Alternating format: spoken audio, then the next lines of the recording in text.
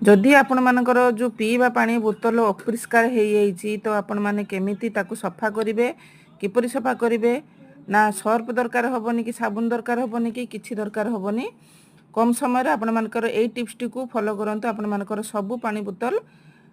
आपे आपे सफा हो। तो प्रथमे तो कौन करेंगे ना जहाँ देखुवे पानी बोतल जदि आपण मानकर कला दाग हो जाइए पानी बोतल अपरिष्कार हो जाइए तो प्रथमे तो किसी बाली आपण मानकर आणवे से बाली बोतल भितर पुरेबे आउ किसी कागज घिनी आसबे न्यूज पेपर हो सादा कागज हो जहाँ भी हो